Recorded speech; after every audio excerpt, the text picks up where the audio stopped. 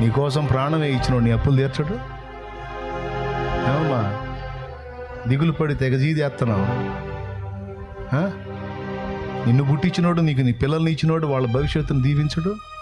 అరే చచ్చిపోయేంత ప్రేమ నీకోసం. ఎంత ప్రేమ అంటే చచ్చిపోయి చూపించాడు కదా. ఇంత చేసినోడు నీ కుటుంబాన్ని గట్టెక్కించడు? ఆయన పొందిన గాయాల్లో స్వస్థత లేదు, అది నీ రోగాన్ని స్వస్థపరచదు? అడుగు నువ్వు ఆయన ఎంత ఇష్టం ప్రభా, నేను నీకు చచ్చిపోయేంత ఇష్టం అనలేదు ఆయన? తండ్రిని అడుగు, తండ్రి నేనంటే ఎంత ఇష్టం అంటే, నా ప్రియ కుమారుని నీ కోసం వెనుతీయలేదు, ఆయనతో పాటు సమస్తము నీకు ఇచ్చాను అన్నాడు.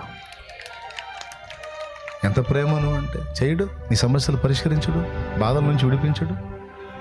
ఎందుకు ఇవన్నీ నీకు అవసరాన్ని బట్టి కలుగుతున్నాయి, నిన్ను పరిపూర్ణతలో రప్పియడాన్ని కలుగుతున్నాయి. ఆ యేసు స్వారూప్యం నీలోకి వచ్చేదాన్ని కలుగుతున్నాయి. ఇవన్నీ నీకు అనవసరంగా రాని ఇట్లా శ్రమల్ని, సమస్యల్ని, బాధల్ని, వేదల్ని, వ్యాధుల్ని ఒక ఉద్దేశం ప్రకారం రప్పిస్తున్నాడు. నువ్వు ఆయన రక్తంలో కడగబడ్డావు, నీ పేరు జీవగ్రంథంలో రాయబడి ఉంది, నువ్వు పరిశుద్ధపరచబడ్డావు. నీతిమంతుల పట్టిలో నీ పేరు ఉంది, పరిశుద్ధుల పట్టిలో, పరిశుద్ధురాండ్ర పట్టిలో, నీతిమంతురాండ్ర పట్టిలో నీ పేరుంది. వెర్రి ముఖమా, నువ్వు బాధపడాల్సిన అవసరం లేదు, కలవరపడాల్సిన అవసరం లేదు. నువ్వు కోరుకోవాల్సిన వాడిని కోరుకున్నావు, ఎన్నుకోవాల్సిన వాడిని ఎన్నుకున్నావు, సరైన టైంలో సరైన నిర్ణయం తీసుకొని ఆయన రక్తంలో కడుక్కున్నావు, పరిశుద్ధపరచబడ్డావు. దిగులు లేదు, సమస్తం నా తండ్రి చూసుకుంటాడు. ఆ బాధలు, ఈ బాధలు, ఈ సమస్యలు, ఆ సమస్యలు కదా. ఆయన నీతిని, రాజ్యమును వెతుకో, వెతుకో, వెతుకో. ఈరోజు ఈ కూటం ఎక్కడుందని వెతికావుగా, వచ్చావుగా, 4 మాటలేనా? ఆయన నీతిని, రాజ్యాన్ని వెతుకో.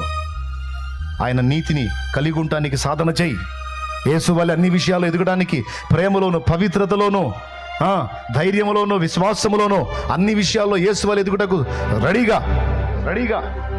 అంతేకాదు యేసు రాజ్యమును కట్టే విషయంలో కూడా పాలివాడవు, పాలిదానవుగా.